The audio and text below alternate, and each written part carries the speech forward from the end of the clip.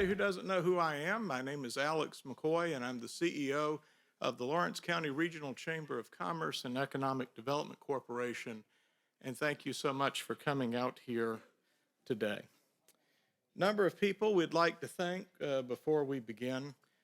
Certainly to all of our sponsors who helped pay for the Forward Lawrence study to take place. In particular, we'd like to thank the United States Department of Agriculture's Rural Development, who gave us a $75,000 grant, and the Appalachian Regional Commission, who gave us a $50,000 grant, and those were the overwhelmingly how we paid for this study. We also have several local partners that should all be represented here today that worked on this with us.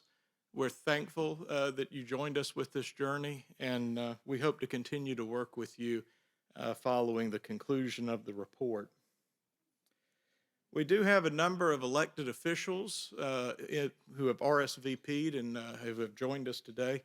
If your name is not on the list and you did RSVP, we do apologize for having missed you, but thank you for coming and thank you for your service. Additionally, we do have a few other folks representing elected officials here in the office today.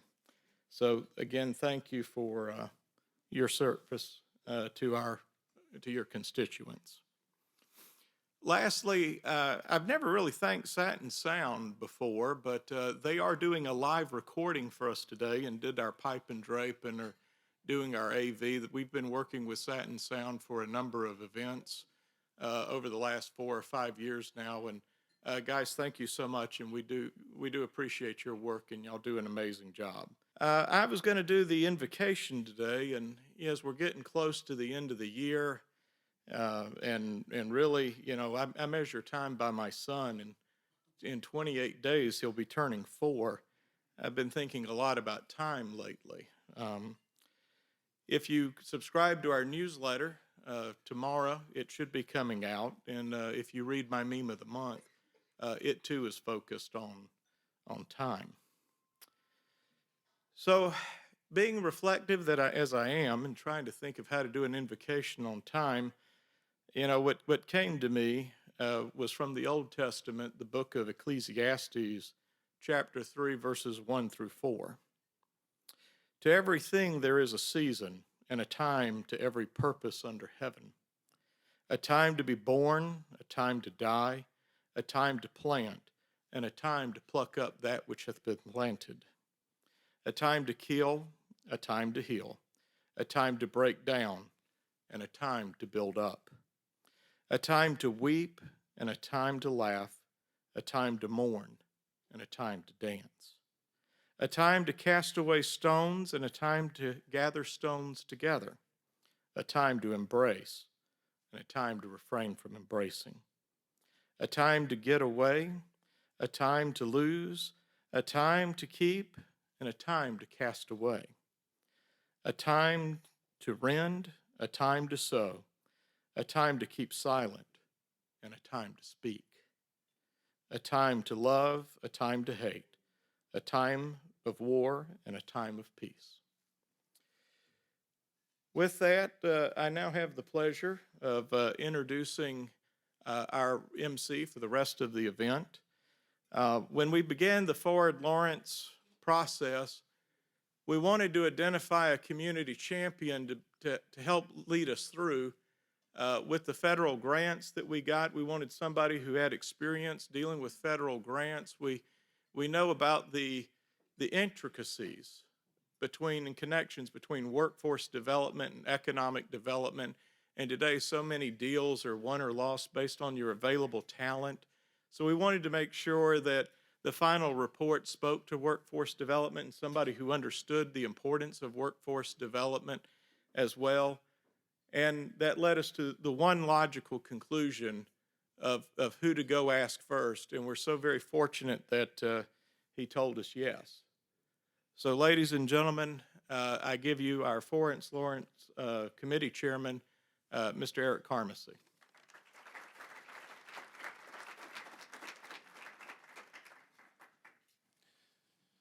What Alex didn't tell you is he approached at least 15, 20 other people before me who said no, but no, it is an honor. Good morning and welcome. I want to thank all of you for the efforts, for your time and talents that you've given for this cause over the last 10 months. And it is a very worthy one. And most of you have given your time in the aftermath of a global pandemic, which isn't particularly conducive to relationship building when you're meeting by Zoom all the time. I got to tell you, last night, for example, I finally, after 10 months, got to meet the borough manager of Elwood City, Mr. David Allen, live and in person after many virtual conversations. And I had no clue how tall this man was via Zoom. And as I'm sure David would attest, until meeting me in person last night, he had no clue how ruggedly handsome I was in person either.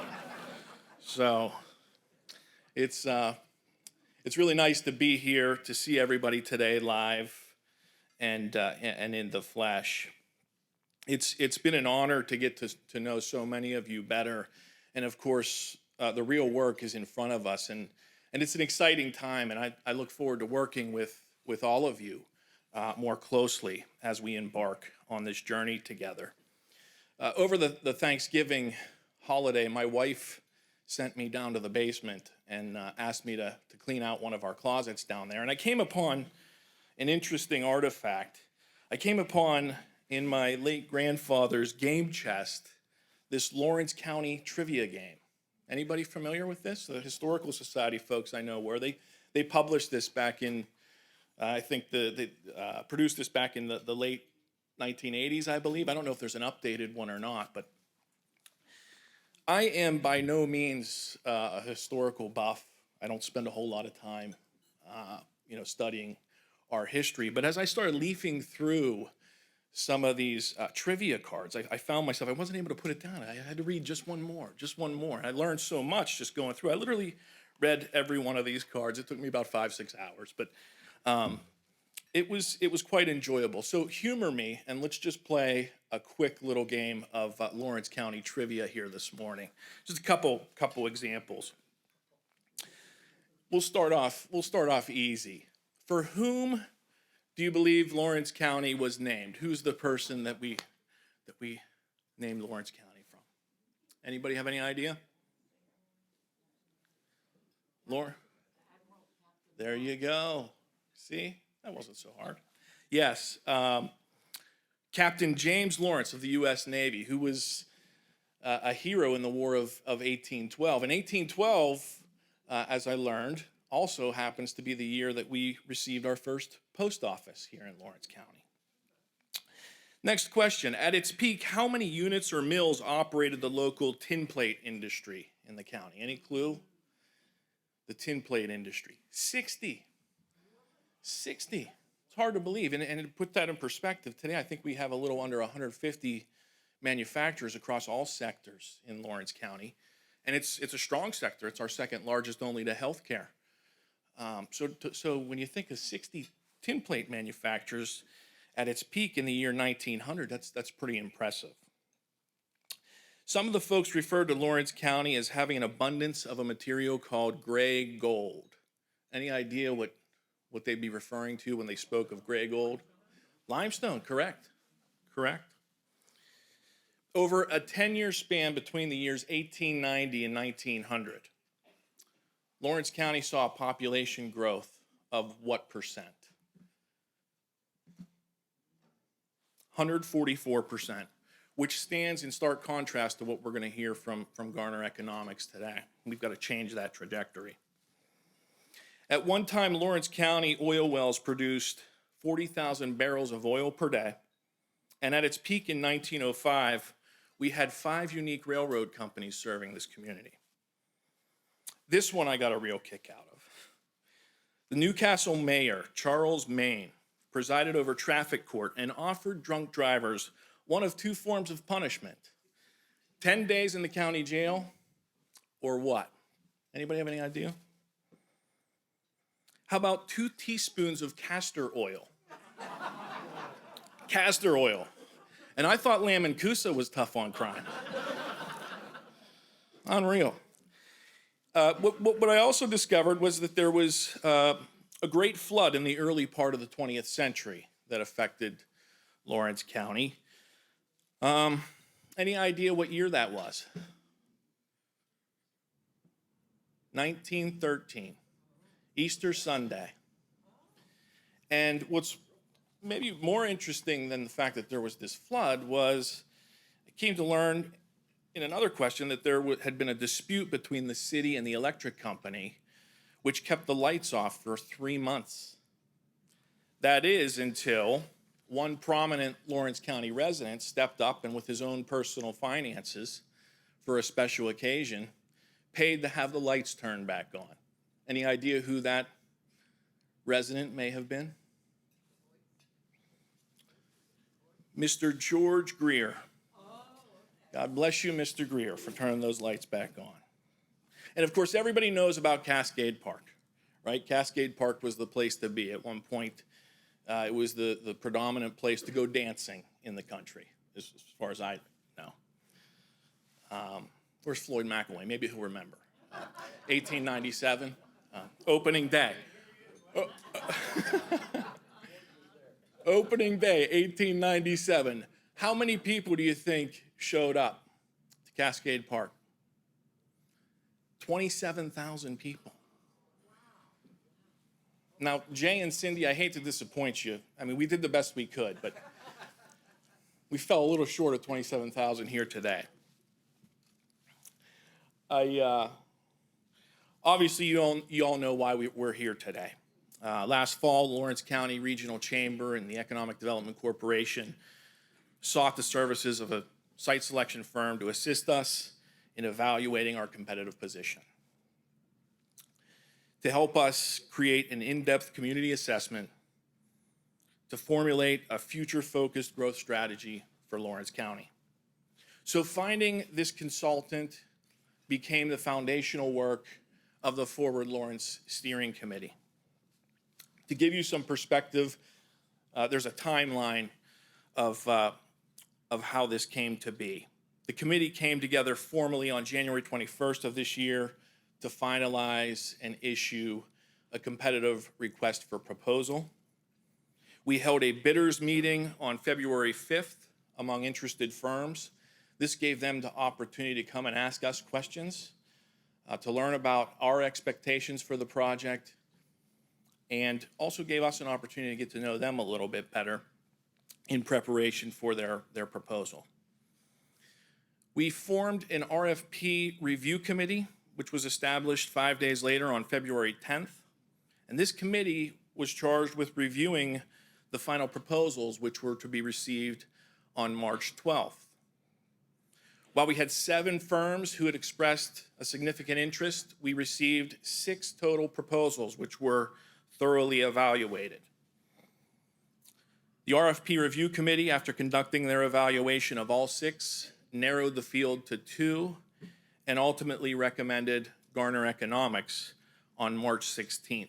9 days later, at our next steering committee meeting, the Forward Lawrence Steering Committee adopted that recommendation, March 25th.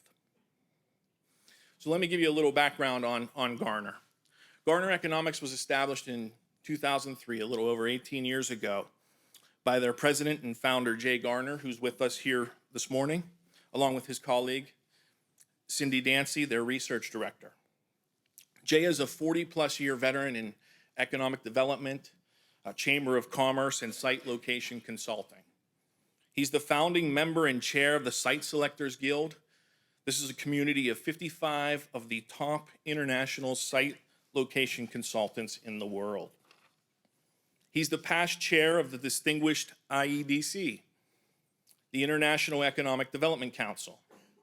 And under Jay's leadership, he and his team of data-driven tacticians and strategists have served over 180 unique clients to date. As we reviewed their proposals, I can tell you that we quickly discovered Garner rose to the top. There was no doubt in our minds that they were uniquely qualified to do this work on behalf of our county. And so we're grateful to have them join us here today in person to deliver their results. Folks, I'd like to introduce to you Mr. Jay Garner. Thank you, my friend.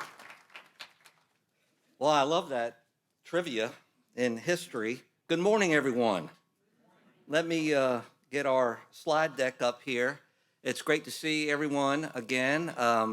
I saw many of you in the room virtually when we were doing our stakeholder engagement several months ago, and then when we were here in person visiting, doing our field work, I got to meet many of you, so it's great to be back in the community again. I'm going to break the ice and continue what Eric was doing with trivia. I'm going to play a little trivia game too, but I brought a gift. And I'm going to reward the person who answers this question correctly. And if there are more, I'll find a way to get you some more of these gifts. So Eric mentioned that I have been in the economic development arena for over 4 decades now. It doesn't seem that long or feel that long, but it's true. But I'm also a musician, and I have been a jazz drummer for over 50 years. Can't make a living at it, which is why I'm in the economic development arena. But it's all about the brand, right? And so I used to give away golf balls with our company logo on it, but I started playing all of the golf balls. I was too lazy to go out and buy my own, so I got rid of the golf balls that way. No one wants to get a pen and pencil set. So since we're going to talk about branding later today in the Lawrence County brand, I have my own customized drumsticks made that have my signature on these, and this is what I give out as part of my brand. So I'm going to, since we're in the holiday season, it's Hanukkah right now, Christmas is coming up, gift giving time, I'm going to ask the question, how many Lawrence counties are there in the U.S.? Now, Janet, I hope you get this answer right because she's a fellow musician, and I would love to be able to give my drumsticks to a fellow musician, but if she doesn't get it right, she's not getting them. So let me see a show of hands. Is there one Lawrence County in the U.S.? One? There is one, that's correct.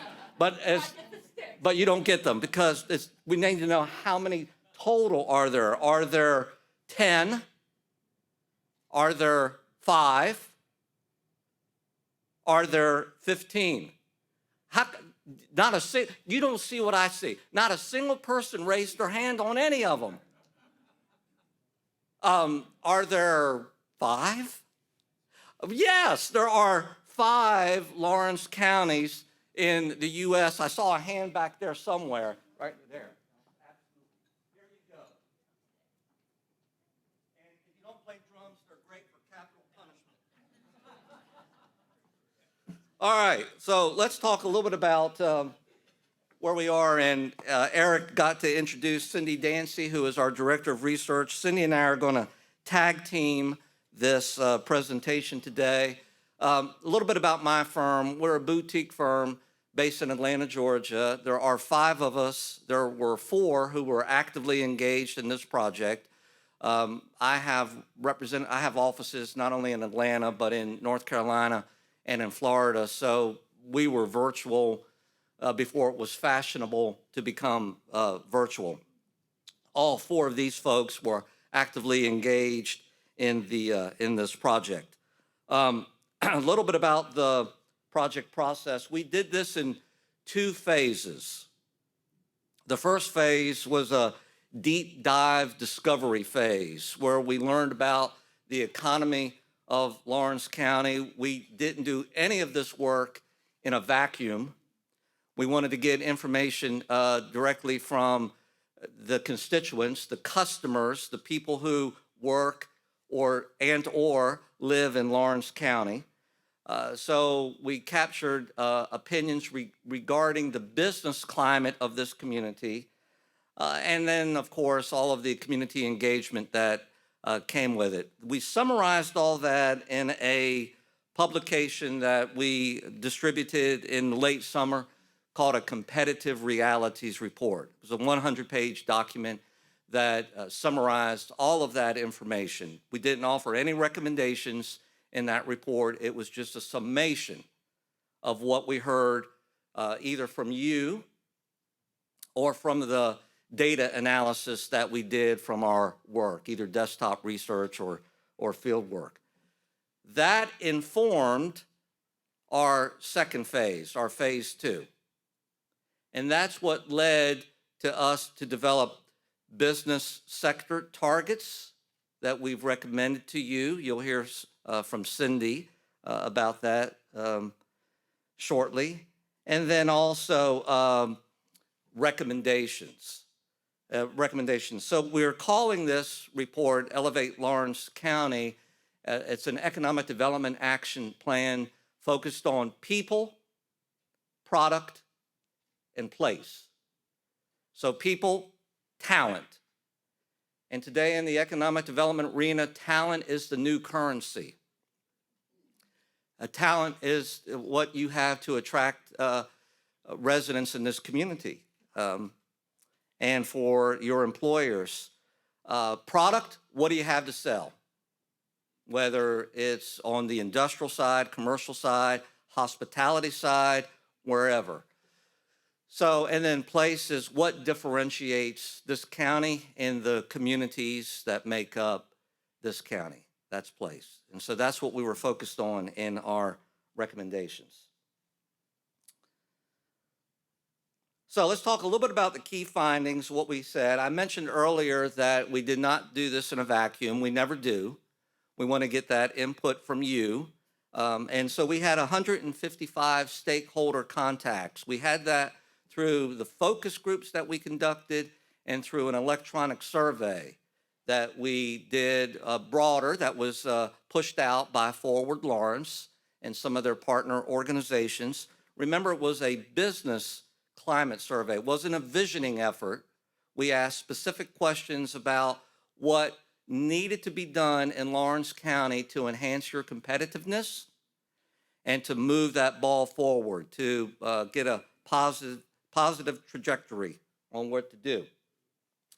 So some of the things that I thought were pretty significant, and I really want to hit on this. Remember, this is what is coming from you. In our business climate survey, we did this for the focus groups by geography. And we did it through the northern part of Lawrence County, central, southern, which would primarily be Elwood City, obviously, and then Newcastle specifically. So we had it on a scale of 1 to 5, 5 being the best, 3 is kind of average. You can see how a number of business leaders, business constituents in this community rank the business climate of Lawrence County. Now, we define business climate as those policies and laws that local government enact that have an impact on business, whether they're a positive impact or a negative impact. And what was very eye-opening to me is in the almost 19 years that we have been doing this, these are some of the lowest scores that business constituents gave as it relates to the business climate of a community. That should be an eye-opener for all elected officials that are in the room, along with the staff members who help implement policy. So what we wanted to make sure that we do is to offer recommendations that you're going to hear that help mitigate some of these business climate issues. Now, specifically, what are some of those? So across the board, average business climate ranking, 2.4. Entrepreneurship, very, very bad, 2.1, okay? So you're going to see recommendations related to that. Economic development efforts, that's not just Forward Lawrence or the Chamber or the EDC. It's any and all organizations in the county who are engaged in some form of economic development. Remember, this is not from us. This is from you. This is feedback that we received from you. Workforce quality, very concerning, 2.7. Workforce quantity, we hear that everywhere, not as concerning. We have to reverse that tide. You're going to see recommendations related to trying to grow that talent pipeline. Workforce quality should be of serious concern to you, especially if you're an employer in this room. So what are some of the other themes overall that we heard? A lot of negativity in the community, a lot of divisiveness, stronger effort to work together as a team, small local labor pool. You only have 80-some thousand people in the county. You're going to see a slide here before too long that shows a large outflow of commuters on a daily basis leaving Lawrence County. If you only got a third of those people or a quarter of those people that would stay in the county rather than leaving every day, that solves your talent pipeline issue. Weak and aging infrastructure. In the case of Newcastle, for example, almost 50% of its housing stock was built before 1940, which is pretty old. So, and in today's world, there's a lot of federal stimulus out there now. Department of Transportation is getting ready to dole out close to $300 billion in infrastructure grants, and mayors and governors are all on top of that, trying to get what they can with those kinds of stimulus monies. On a positive side, you have a great geographic location. So geography is important, obviously. Location, very positive. Cost of living, very positive. Cost still matters when you're trying to attract investment. And then a lot of grassroots support to do things like this So here we are at 11:45 in the morning, and this is a great turnout of people, and I think that accentuates the need. But still goes back to a lot of people who are divisive, just because it seems like being divisive is a team sport in Lawrence County. It doesn't need to be that way.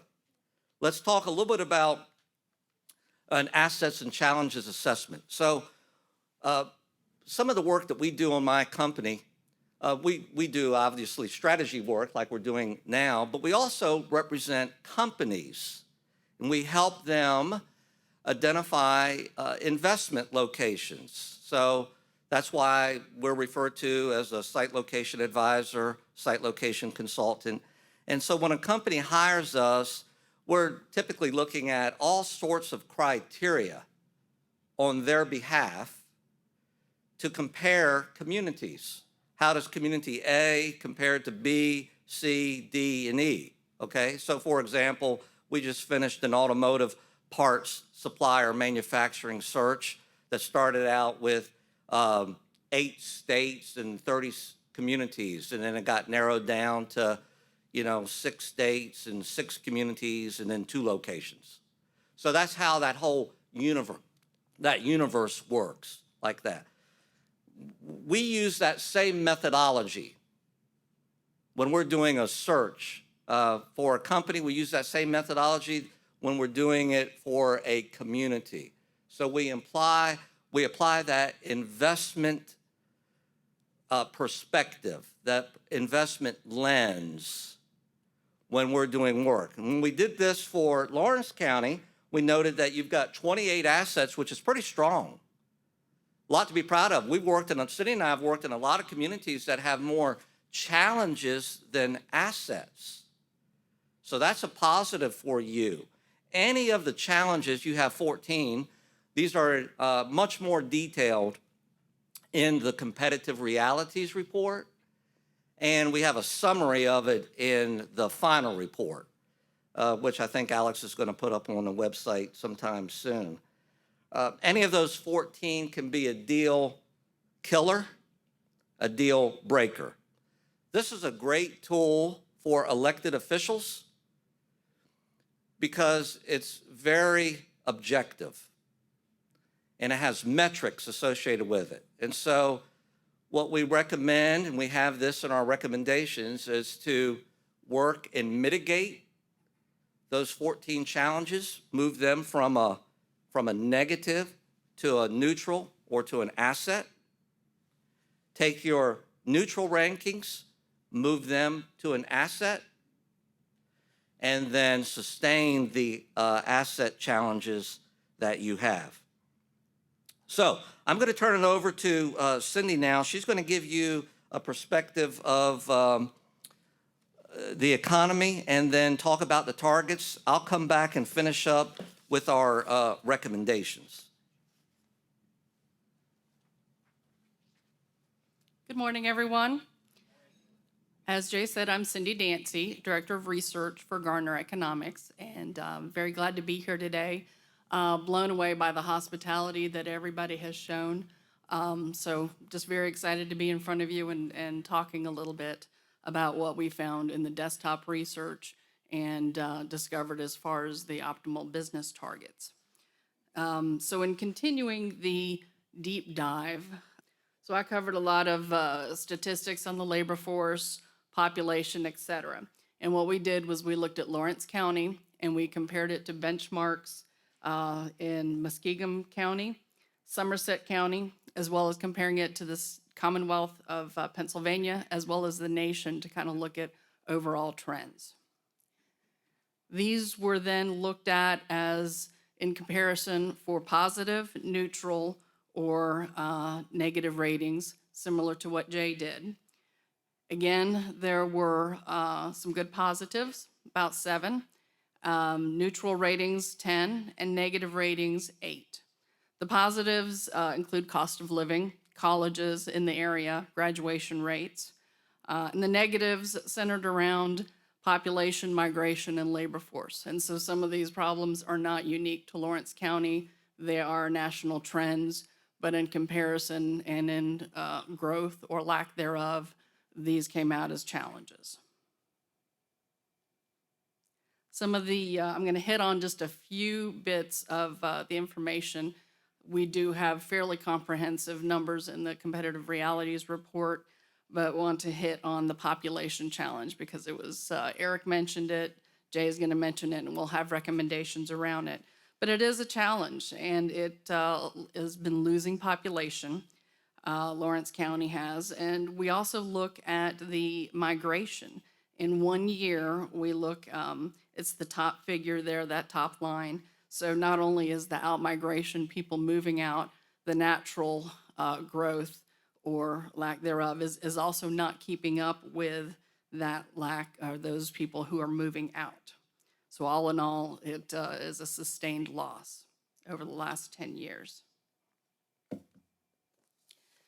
As Jay mentioned, the commuting patterns, this is 2018 numbers. There's a little bit of a lag on this data that becomes available, but there are a lot of people driving out on a daily basis. So about 21,000 people are leaving.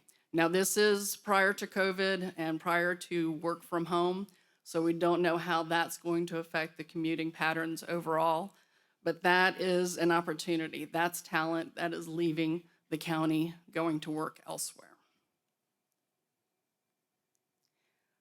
Overall, the job change, we looked at a 5-year span, and there has been about 2,300, 2,400 jobs lost.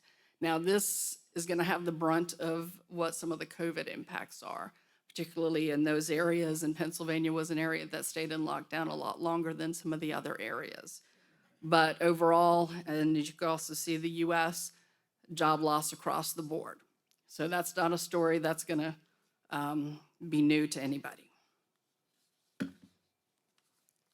I also wanted to cover in brief the workforce development piece that one of our colleagues did. Deborah did a deep dive into how the infrastructure is for training and creating talent in the area. So what are the institutions in the area, in the county, that look at long-term and short-term training to get people ready for college, to get people ready for workforce? She looked at it, and there was 19 education and training partners in the county, with 5 post-secondary that gave certificates or degrees that have campuses in the county, 8 public high schools, and a career and technical center. So that covers a lot. I think there was 900 students in 2020 that were graduated in Lawrence County. There are some recommendations on this that Jay will hit in more detail. So now the next part is really looking at what the optimal business targets are. And what we try and do is we ask the stakeholders, what do you want? What do you think would be a good fit for the county? What types of businesses? Then we also take a look at what the numbers are. What is strong here? What's the history here? What's the workforce like? What is there? What's the existing assets? And we put together a group of targets. I do want to say that this does not necessarily mean these are the only opportunities. You're not closing the door on other people. Definitely open that door when opportunity knocks. When that phone rings and a company that's outside of these target areas calls and say, hey, I'd love to come take a look at what you have here and locate a facility here. This is not a strict target, but it's talking more about what you can spend money and resources going after. So if you're doing a proactive marketing, a proactive program that reaches out to companies in these sectors. We came up with 5 different target sectors. And if you notice this slide, I'm using a little bit of a different color. One of our partners in DCI, which we'll mention later in the overview, but they created some materials, and this uses their template on a lot of the Forward Lawrence materials and the look and feel. So that's why it looks a little different.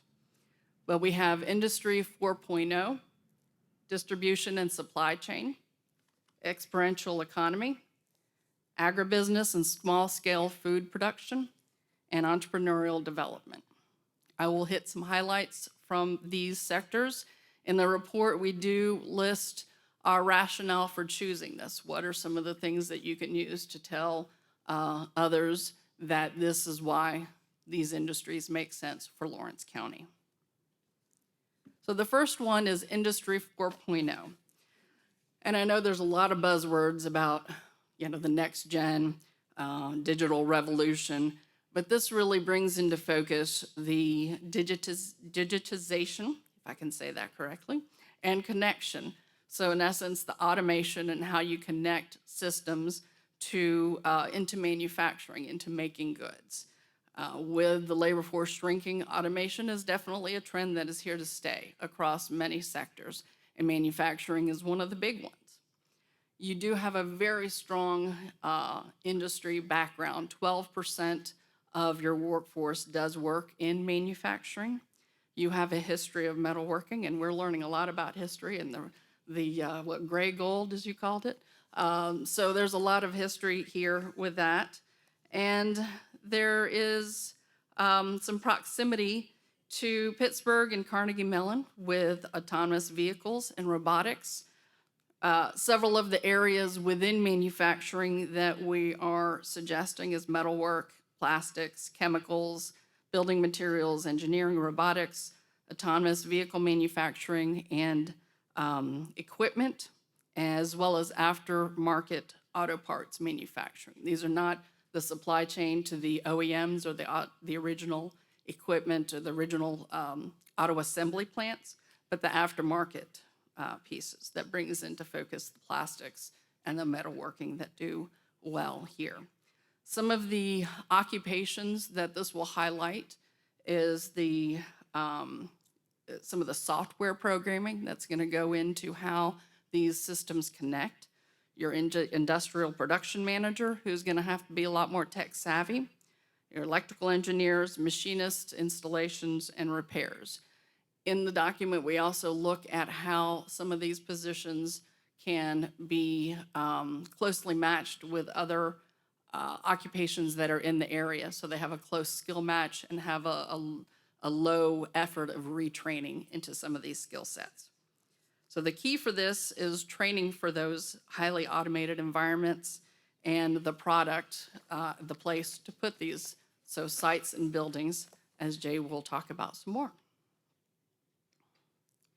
The next one is agribusiness and small-scale food processing.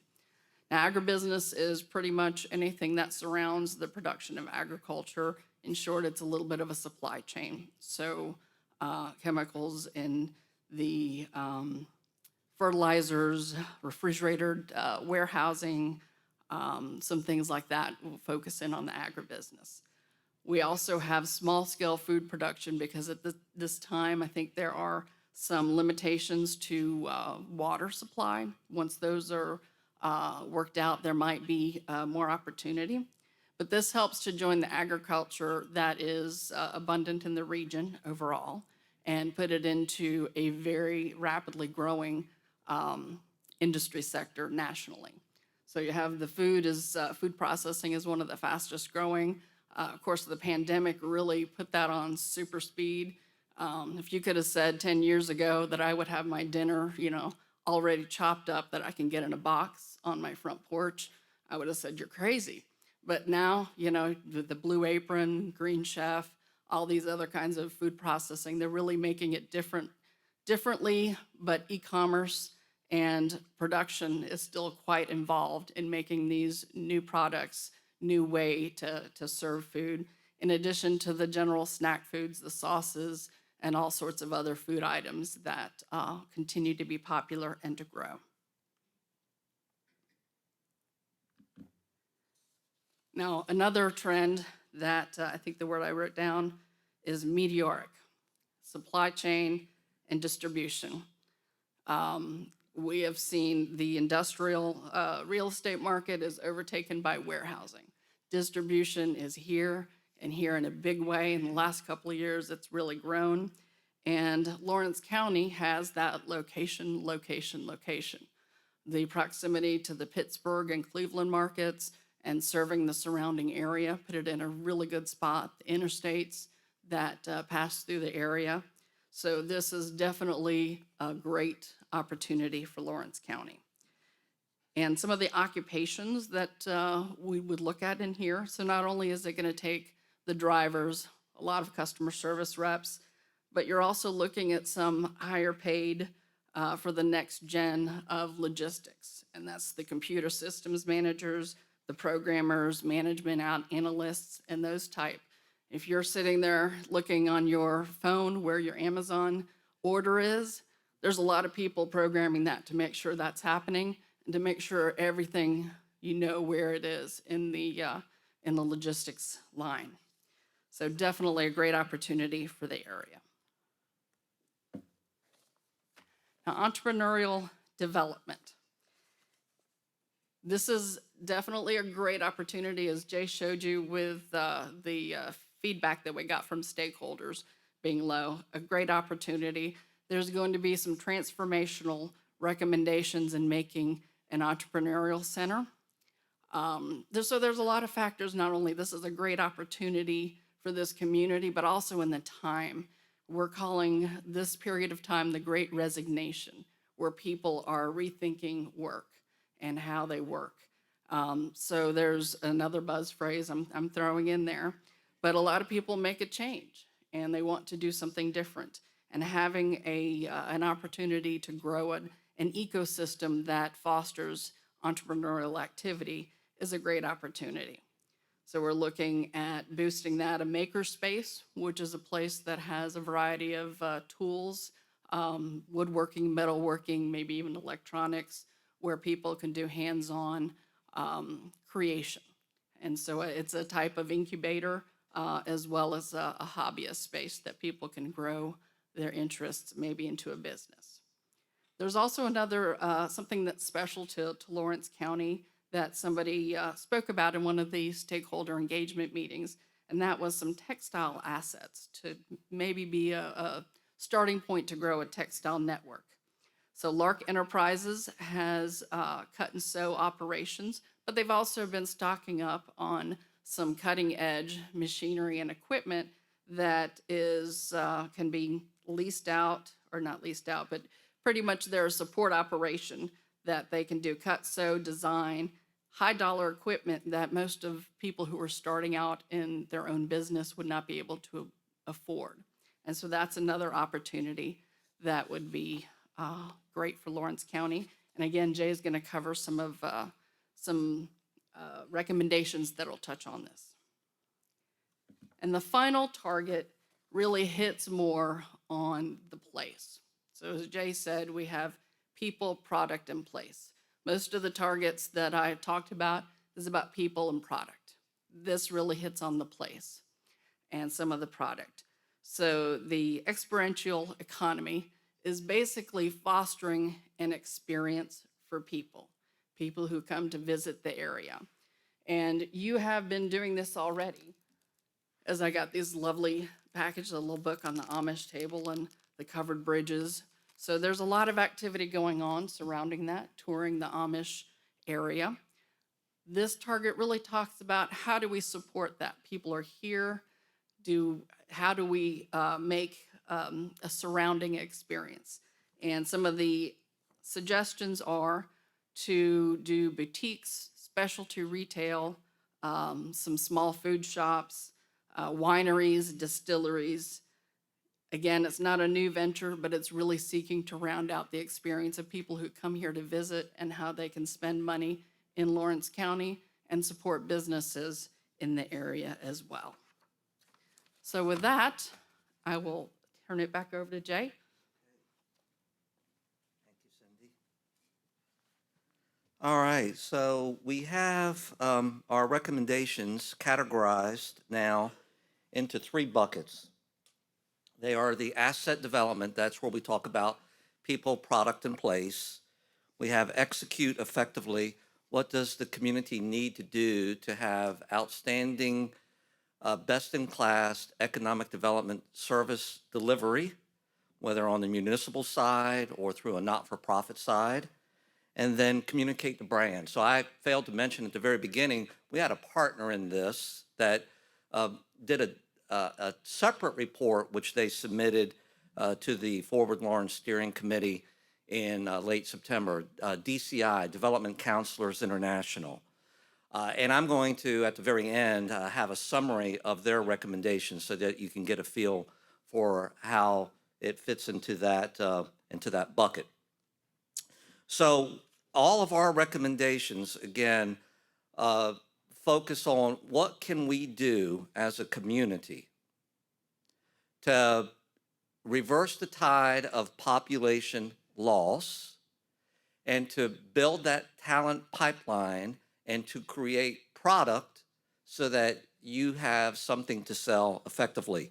Now, how are you going to pay for some of these? When we wrote the report back in the fall and had the draft report, we did note in our report that the American Rescue Plan designated $16.5 million cash infusion for Lawrence County, 2.14 million for Newcastle, and almost 720,000 for Elwood City. There are some recommendations in here that if that money isn't spoken for already, some of these recommendations apply to the rules that the feds have outlined that can be used for the American Rescue Plan. And then you have this new cash infusion now, primarily on infrastructure, that I suspect your congressional delegation and your local leadership is working diligently to try to capture some of that now. Let's get right into it with the first one, and that is to create the Lawrence County Promise Scholarship, which would help build and retain the talent pipeline in the county. So this goes back to our trademark mantra that talent is the new currency. Today's highly competitive labor environment, those communities that can demonstrate what they are doing to fill and retain the talent pipeline, have a distinct competitive edge. And in our stakeholder engagement, the feedback we received about issues and obstacles related to the county included a need for more efficient government services, housing needs to cover all income and socioeconomic sectors, and workforce issues related to employers finding people and having the skills needed to accommodate local business needs. Now, with 27 municipalities, 8 public school districts, 1 career and technical education center, multiple higher education institutions, we believe Lawrence County has the structure to train the talent. The challenge is, how do you keep and grow talent to stay in the region? And so we're recommending this Promise Scholarship. Promise Scholarship awards funds to offset the remaining balance of post-secondary tuition and mandatory fees for every high school graduate whose primary residence is one of the 8 school districts in the county. The caveat to this should be a contract should be made between the scholarship recipient and the Promise entity that the individual will work and or reside in Lawrence County for a given amount of time, like 4 years. My son is a Naval Academy graduate. You have to give so many number of years. If you're anything but a pilot, it's 5 years. If you're a pilot, it's 8 years. So it's that kind of service in return to getting a free scholarship. So we have offered in our recommendation some next steps and some examples. In all of our recommendations, we offer best practice examples so that you don't work to reinvent the wheel. In this case, the granddaddy of all these Promise scholarships, they started in Kalamazoo, Michigan, part of the Kellogg Foundation, and we offer that as a recommendation. A more recent one with a small county in South Carolina, Greenwood, South Carolina, they call it the Greenwood Promise as an example, and we're recommending that Forward Lawrence should partner with other public and private organizations and companies to conduct a feasibility study to fund this Promise via scholarships. Second recommendation, grow the population of Lawrence County by inducing home builders and developers to grow the inventory of housing options and incentivize property owners to renovate blighted housing in targeted communities. Now, as we pointed out, Lawrence County has had a 5.5% population loss over the last 10 years, and as a site location advisor, anytime you see a population loss in a community, it's a huge red flag. And I recognize in the Commonwealth, if you just look at a map and you draw a line where it's mostly eastern Pennsylvania that is showing population growth and central and western Pennsylvania not showing population growth. But you need to be an island in itself, and to offer these options, these tools to reverse that tide. So retail grows and expands based on population gains.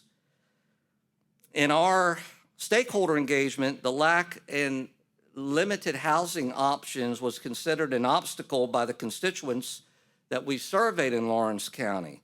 So using similar tools that you would use to incentivize a company to expand or locate here, we're suggesting you do this as it relates to housing. And the need is especially noted in Newcastle, which has a 10-year population loss of 8.8%. 39% of Newcastle's housing stock is renter occupied. 49% of its housing stock was built before 1940. 25% of Newcastle's population is noted as being within the poverty rate by the U.S. Census. So some jurisdictions stimulate new residential development by offering property tax abatements that lower the amount of taxes owed for a specified amount of time. And you can also do property tax incentives can be structured to exempt increases in the assessed value of property that would otherwise result from new construction.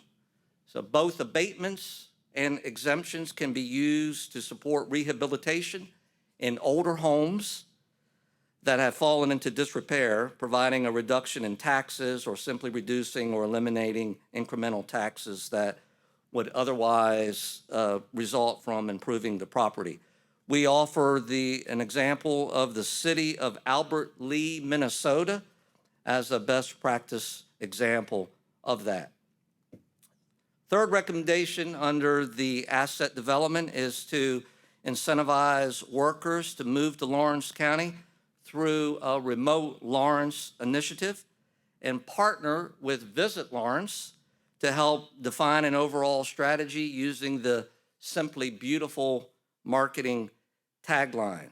So these remote initiatives started with communities, large, small, urban, rural, that were losing population. Tulsa, Oklahoma basically started it as a program to incentivize remote workers that they call the Tulsa Remote Program. It was a program that's widely successful where they would incentivize remote workers to move to Tulsa who do not already live in Oklahoma by providing $10,000 grants and numerous community building opportunities. And it has been re-upped multiple years, paid for by the George P. Kaiser Family Foundation, and has been greatly successful. We've also looked at and have used examples of Shoals, Alabama. That's the Muscle Shoals. They call it remote Shoals. If you're involved in music at all, Muscle Shoals is where some of the longtime music studios started. And so they had a little bit of a brand, but they wanted to make sure people came to that remote area of Alabama. And that's funded by taxpayer money. And the same in Paducah, Kentucky. All great examples to look at as options for this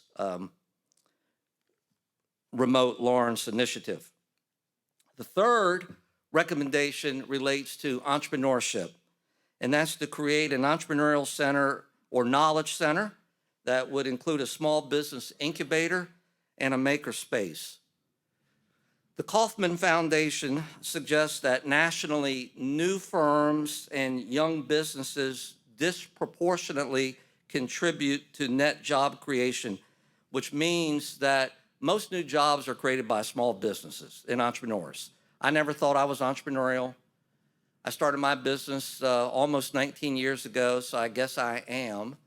And frankly, in a case like where you are right now, we offered many of our business targets that are going to have that entrepreneurial spend to it, because trying to attract that big fish, landing that big fish is going to always be a challenge, especially when you have challenges with the existing product that you have. So we're suggesting that Forward Lawrence County act as a facilitator and to work with the various entities that would be engaged in this in Lawrence County to find about 2,000 square feet that can be used as an entrepreneurial center, either build it at a neutral third-party location or take an existing facility and help set it apart from other regions, other areas in the region, and to allow for that widespread utilization of entrepreneurship. And we're also making the suggestion in our report that all of the 8 school districts be very proactive in teaching entrepreneurship to its students. We use examples of Greensboro, North Carolina, Hartford, Connecticut, and Greenville, South Carolina as an example. Next recommendation is to improve the aesthetics and gateways at the Lawrence County Business Park. So you have the Millennium Park, you also have the Shenango Commerce Park. Millennium Park is a quasi-public industrial park, over 300 acres, owned by the Lawrence County EDC. You only have one tenant in the park, and the EDC needs to kickstart its marketing and sales efforts. You can start with the park's aesthetics, which are less than desirable. You have lack of signage, landscaping maintenance, all give the appearance that it's an industrial park without development standards. So the EDC should create a landscape and wayfinding plan that will help the overall marketing of the park. Shenango Commerce Park should also enhance its signage to give it a more corporate feel. That leads to what we call the charm factor. Charm factor is all about the aesthetics. So embrace the charm factor and create a plan to improve the gateways into the county, including new signage, landscaping, beautification initiatives, and stronger environmental ordinances. Many of our focus group participants and survey respondents said that the gateways into Lawrence County are either nondescript or not aesthetically pleasing. And the lack of a memorable gateway sets an ambivalent or negative first impression of the community. So we're recommending that a more comprehensive community beautification initiative would have an immediate impact on enhancing the brand and identity of the area. Newcastle in particular should also consider the creation of an environmental court to provide teeth to any laws and citations enacted or issued by the city and to complement existing historic preservation efforts. We've given multiple examples of this: Jersey City, New Jersey, Midland, Michigan, Fairhope, Alabama, and as it relates to an environmental court, Clinton, Mississippi. And then lastly, within the asset recommendations, we're suggesting that you survey employers to assess skill gaps, issues with company occupational needs. So businesses shared through our process, they do not believe the county workforce development system is producing the workforce to support existing industry, and they do not believe it can support new business and industry. So it's a two-edged sword there. They believe that there's problems finding people to support them, and if you try to bring somebody in new, that's a challenge. So the top reasons cited were lacking availability of skilled labor and difficult to find the talent for a specific business need. 80% of the for-profit businesses and entrepreneurs and self-employed respondents indicated that the labor shortage is worse post-pandemic, which is not unique. During our due diligence with area employers, we heard that there is a need for some entity to survey employers regularly to assess skill gaps so that academia, several who are in this room today, can create various curriculums to help fill that void. We're suggesting that Forward Lawrence facilitate that process. Let's get into the bucket category now of execute effectively. Our first recommendation is to create a consortium of Lawrence communities, that's what we're calling it, Lawrence communities, for municipal planning, zoning, development, permitting, and inspections to create more uniformity and to streamline the development process amongst the individual municipalities. Remember, the average business climate ranking that your business constituents gave you was 2.4, which is below average. And that was primarily because of that inconsistency, lack of uniformity as it relates to the regulatory process. Now, speed to market, that's a term that we use in the site selection world. Speed to market is a key essential in the economic development process. And companies must operate efficiently if they are to compete in the global stage. Getting operational quickly is a necessary component for businesses to operate profitably. Government can often serve as the great bottleneck in that process. And I write about that in our book, Economic Development is Not for Amateurs. And so that's where we talk about the three tenets of success for a community: certainty, simplicity, and speed. Certainty, simplicity, and speed. So our recommendation is as follows: that Forward Lawrence should serve as a catalyst to bring all of the municipalities in the county together and get as much participation in this effort as possible. It's doubtful that there will be unanimity in this, but if you get consensus to move forward from several of the jurisdictions, including the larger ones, then the better. And then based on achieving that desired outcome by bringing these municipalities together, then subsequently you would typically engage a land use planning firm. That's not what we are. Those are the kinds of firms that do comprehensive land use plans and help them navigate this process so that there is that consistency and uniformity in a community. And this effort could also lead to the consolidation of services such as police, fire, refuse collection, and more, and allow for that consistency in the regulatory process across all municipalities. We're not talking about bringing municipalities down. We want to lift them all up so that there is that higher level of consistency of what your constituents expect in terms of the regulatory process and the aesthetics of the county.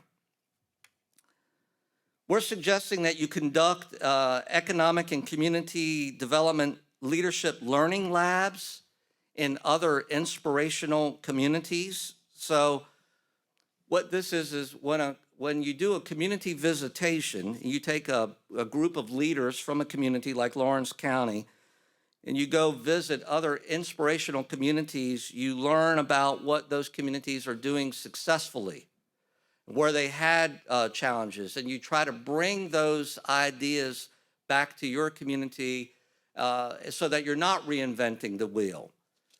This has been done through chambers of commerce since the 60s. And a number of chambers, large and small, have led these kinds of efforts so that you can learn from these efforts. I don't mean to put Dr. Kathy Richardson on the spot, but she would be a great person coming from Rome, Floyd County, Georgia, from Berry College there, and has seen what other locations have done. Kathy, I hope that you would be able to be that kind of person to lead this kind of effort, and I'm sure I'm going to get an earful from you later about that.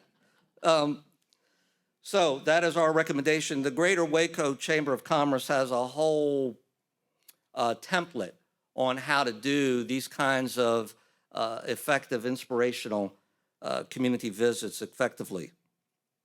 Next recommendation is to create a better understanding of economic development by conducting annual briefings and workshops for the community at large.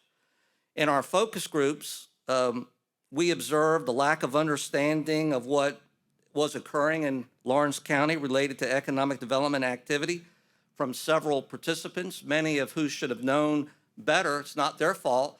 They just haven't been informed or engaged of what is going on in the economic development arena in the community, or they may be misinformed, misguided on how the whole economic development process works. So we are recommending that the Forward Lawrence group conduct annually these economic development briefing sessions. We call them Economic Development 101 for the community at large, where you would bring in outside and internal speakers to talk about the nuances of economic development.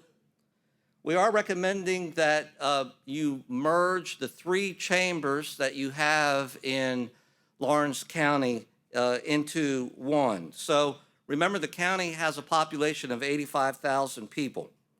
You have the Lawrence County Regional Chamber with 196 members. You have the Elwood Area Chamber of Commerce with 202 members. You have the New Wilmington Chamber of Commerce with 40 members.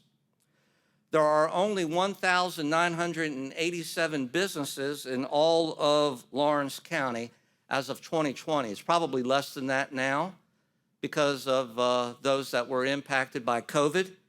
There are too many chambers and not enough members for each organization to make an appreciable difference with programs that are traditionally supported by a chamber, such as public policy advocacy. You need to be much more aggressive than that. Small business development and member networking. So we recommend that the 3 chambers consolidate into one countywide chamber with 3 branches that are called chamber councils. And so you would still have a New Wilmington Council, a New Castle Council, and an Elwood City Council. In that manner, all areas will still be able to offer programs that are centric to those particular geographies. But if you're consolidated into one, you can have a much greater public policy impact in Harrisburg and with your local communities. You do that, you need to hire may have gone too fast. Yeah, hire a capital campaign firm to conduct a multi-year feasibility study for a public-private partnership funding effort. So best-in-class economic development groups have financial participation from the private sector and from the public sector. Public sector primarily would be engaged in areas that would be product-related. Private sector, more operational, okay? And rule of thumb, what we see around the United States would be 70% private, 30%, 40%, 40% getting a little too high, public. In the case of Lawrence County, their Chamber of Commerce, you have, and operationally, you have less than 1% of public money engaged in their whole economic development effort. And on top of that, you have a total of $35,000 only in the line item for economic and community development, which is a very paltry amount. It's better to just not do anything at all if you're going to have that kind of funding. You've got to be significantly more in the game to be effective, and this capital campaign would allow you to do that if the feasibility study came back and said it would be an effective thing to do. And then lastly, we're suggesting that you create a cadre of economic development ambassadors. Pittsburgh region is rich with business and academia executives who travel the globe for their respective organizations. And some of those executives live and work right here in Lawrence County. Forward Lawrence can leverage those local connections and engage these leaders to promote business investment in the region. And so we're suggesting that Forward Lawrence develop an ambassadors program to train willing business and government leaders to assist the organization in extending the brand of the county as a place for business. The staff would provide the ambassadors with talking points, training, collateral to help them tout the county's business attributes. And suggested materials to share with your ambassadors include what Development Counselors International prepared with their recent key messages, which then leads me into a quick summation of what Development Counselors International did with their separate deliverable. They said Lawrence County has 3 foundational work-related items to focus on. That is, invest in visual assets. That's all about the charm factor. That's all about the aesthetics. marketing and those materials refresh. And then lastly, invest in those printed materials. They offered 7 specific tactics for Forward Lawrence and its partners to be actively engaged in. So I want to close with a quote from Jack Welch, who we use in our book. Jack Welch was the former chair of GE when GE was a well-run company. And Jack Welch said, "Control your own destiny or someone else will." And boy, is he right. And so what we offered here is an actionable, implementable strategy so that you can work as a team and with other organizations to help control your own destiny. The rest is up to you to implement and to execute. And I think Eric has some ideas and suggestions he's going to share with you soon about making sure this group stays engaged, because now the hard part starts for execution. So with that, I am going to stop right there, and I want to thank again all of you who were engaged in this process. Alex and your team from Forward Lawrence have been just an absolute professional pleasure to deal with, very hospitable, and the leaders that I've gotten to meet over the last several months that have been engaged in this have been very, very helpful. And we also wanted to make sure that the steering committee was recognized and noticed. And in fact, would the steering committee members that are actually here today, would you all please stand and be recognized so that everyone can give you a sense of applause and recognition for all you do? Okay, thank you. So we have time for some questions, Eric, before we turn it back over to you. I know you have some things. Let me put my glasses on so I can see what's going on. And we have some microphones. Yes, sir. Your site selector hat on. How do you view the 8 school districts with the population of 86,000 people? Is there efficiencies that should be looked at there, or compared to other areas that you guys looked at before?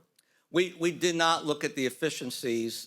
We did do the mapping, which you can see in the full report, and the documentation associated with it. We also noted it up here.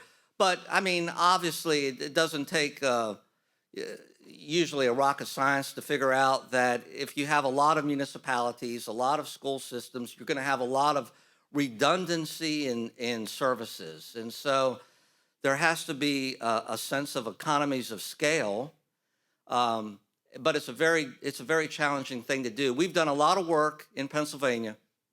We've done a lot of work in the Lehigh Valley, which is 2 counties and 59 municipalities and 17 school systems.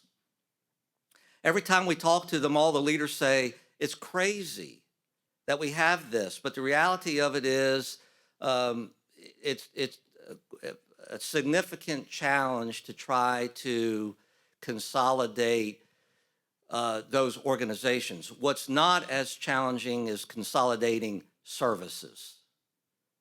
I guess my question was more towards from the lens of a site selector representing a company or a business. How do you look at that from the outside, or how do you, as trying to bring people to move here for that business, how do they view that? Yeah, we look at primarily test scores, and you have very diverse test scores in Lawrence County based on the school district. We look at the pupil-teacher ratio per pupil expenditure, but the focus is on test scores. And then more importantly, we look at what is being graduated from the system and in what occupations, especially if it's vocational or technical. Yeah. Other questions? Hi there. On Cindy's slide, she had the percentage growth over 10 years, and I'm wondering, was that a 10-year look back or a 10-year projection? Come on back up here, Sydney. That was indeed a 10-year look back.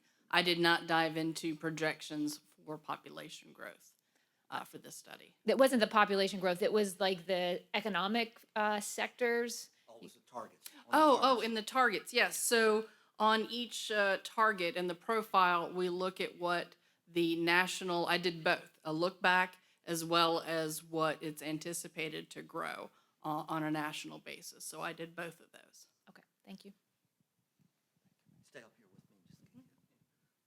Pennsylvania has a lot of communities that are chock full of former mill communities that have buildings that are downtown Yeah. that are vacant.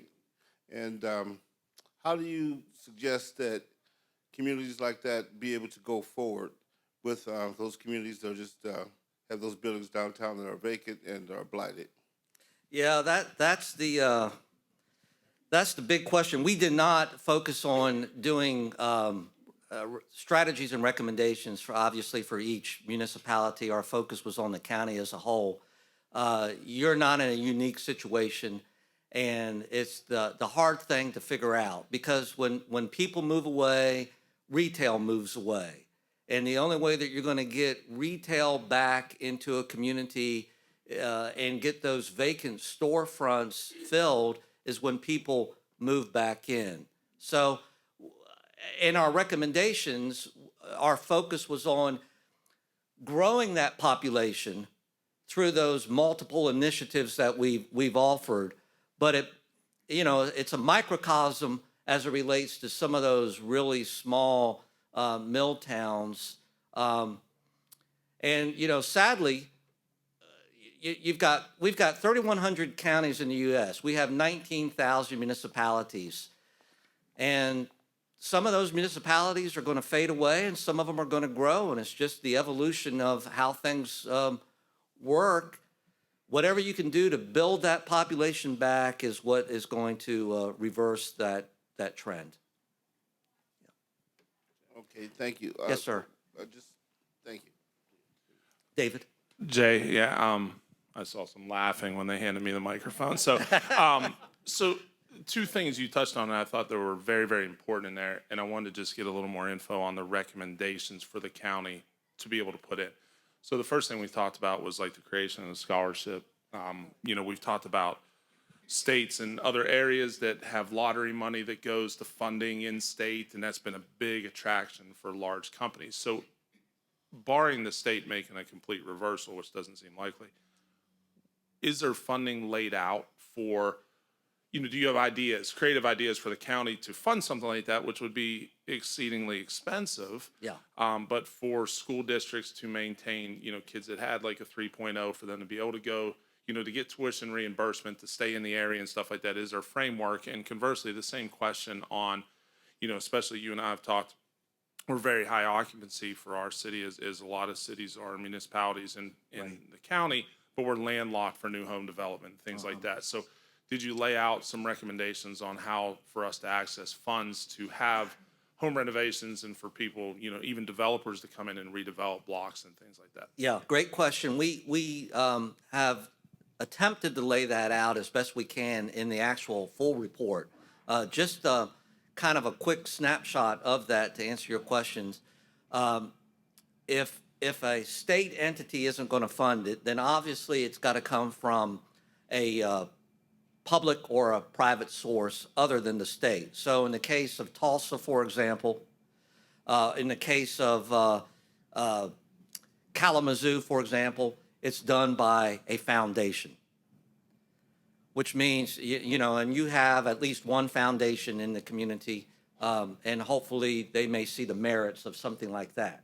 Now, what other communities have done in controlling their own destiny is they've worked with their legislative delegations, and I don't know about this in the Commonwealth, to create a funding stream for a particular purpose like economic development. So the state of Texas is the granddaddy of that, where they created a 50-cent sales tax for economic development beginning in 1979.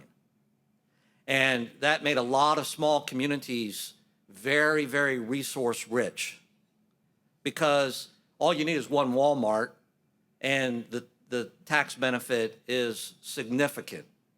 And that has served as a funding source. In the case of Muscle Shoals that we used, the city of Muscle Shoals actually dedicated either a quarter-cent or a half-cent sales tax for their remote program. And on the blighted housing issue that you bring up, what we've seen mostly would be municipalities that are incentivizing these developers, these homeowners, to renovate or to build housing. In your case, it's going to be a lot of renovation or tear downs, to defer that property tax increase for X number of years to incentivize those developers to do what they need to do. All those kinds of tools work. All you need is a little bit of creativity. But if you work with, you're going to have some leadership fortitude with the state legislature to try to do things with the new, whoever the new governor is, and that new legislature, and that's in 2022, isn't it? Governor's race, yeah. That's the kind of advocacy discussion I would be having right now with potential candidates.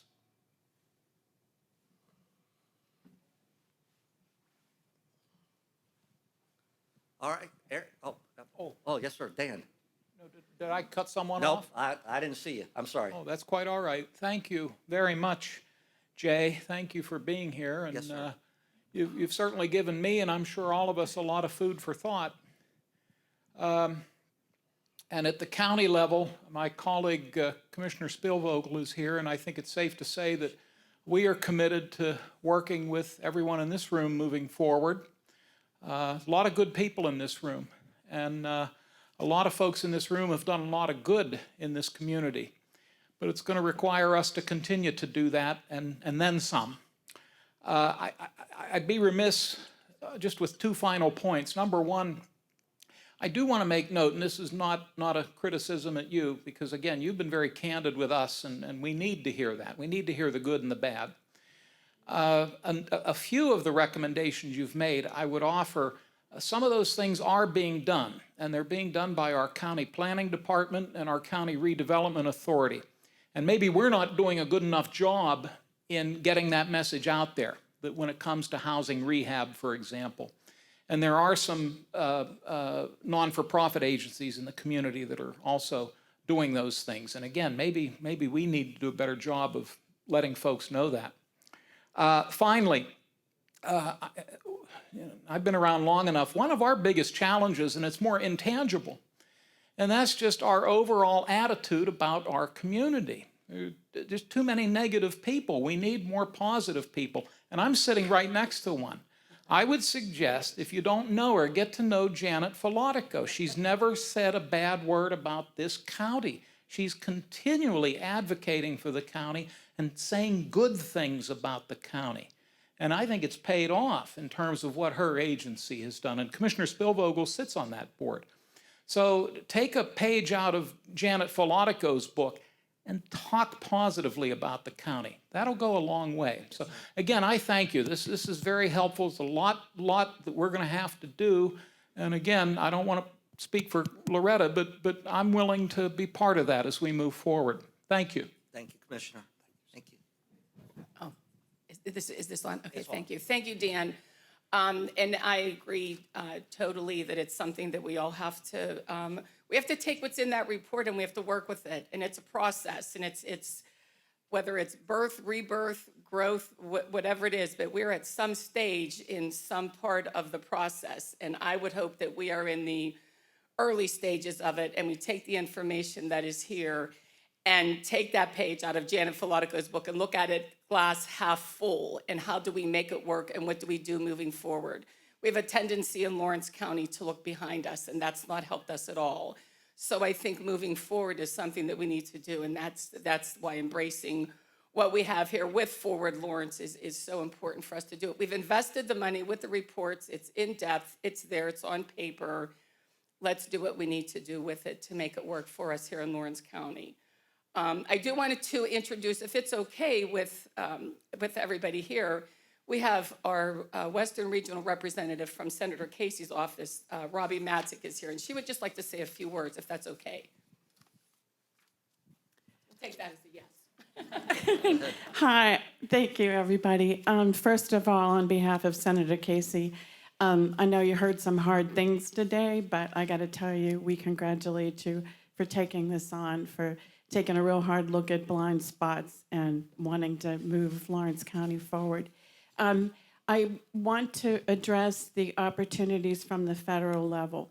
Just real quickly, the American Rescue Plan was funded and dollars came directly to county government, state government, county governments, and Newcastle, Elwood City, and the municipalities also. In the American Rescue Plan, there were also lots of dollars that are going into competitive funds. And we are now learning about those, our offices in downtown Pittsburgh. So we're learning about them. Some of the dollars, you might know, went to the state, and the state legislature decided that a large portion of it had to go to balance the state budget. So they never really trickled down. A lot of it didn't trickle down into programs available for you. But there are these competitive buckets of dollars now in ARP. We're seeing a lot of money for infrastructure, water, sewer, transportation, broadband. We're just getting the information now. It doesn't take the state out of the equation. We're going to be working with PennVest. We're going to be working with DEP. We're working with PennDOT to make sure. Senator Casey worked really hard to get these bills, this legislation passed. He wants to see huge investment brought back to Pennsylvania. We want to deploy these dollars here. You doing what you've done with Garner is incredibly important because you have a strategy moving forward. That's why I'm here today. I can't wait to see the report. I want to learn more. I want to work with each of you, the commissioners, the cities, et cetera, to bring this stuff here. Now, the infrastructure plan was, the infrastructure bill was passed. It's going to take a little bit of time. That, to our understanding right now, those dollars are not necessarily coming directly into the state. They're going to go to federal agencies like EPA, USDOT. So we have a lot to learn about how we're going to get them into the communities and get them deployed. But I'm going to start sending information. I want to get you all on our distribution list so that you get this information as we see this information. My contact information is there. I want you to reach out to me. We're dead serious. I did economic development for 15 years before I took this position with Senator Casey. I'm really impressed by the comprehensiveness of what we've heard today and all of your participation. We want to make this happen. I cannot emphasize that enough. Reach out. Thank you.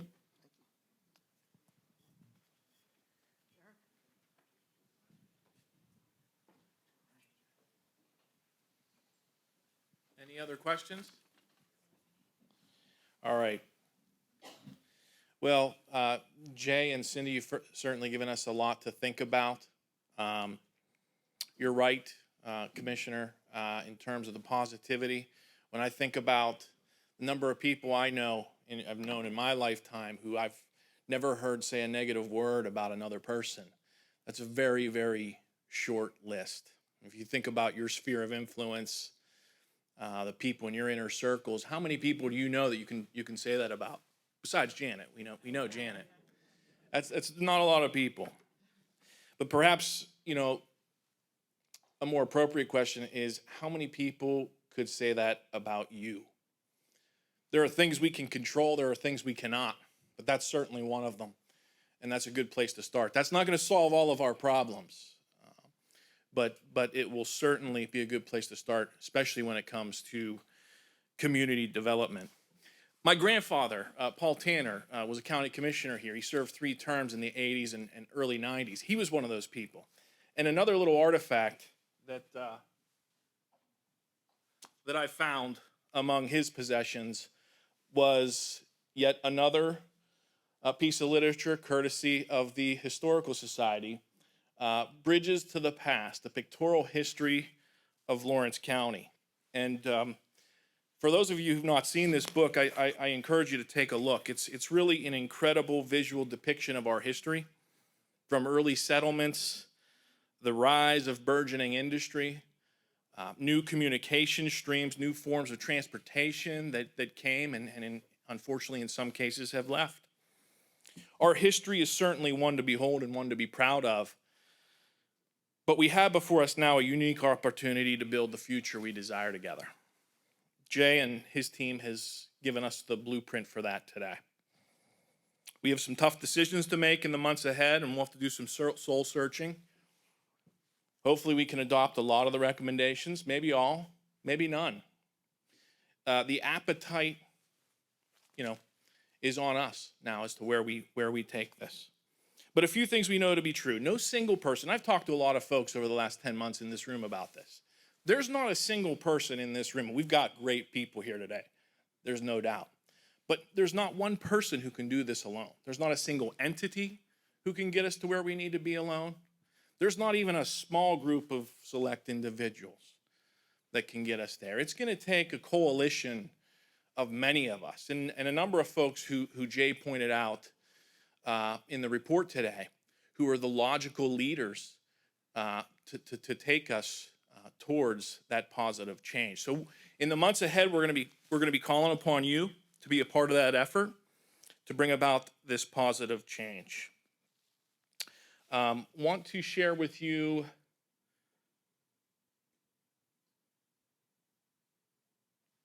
the website. Encourage you to visit forwardlawrence.com and sign up for the newsletter if you've not done so already.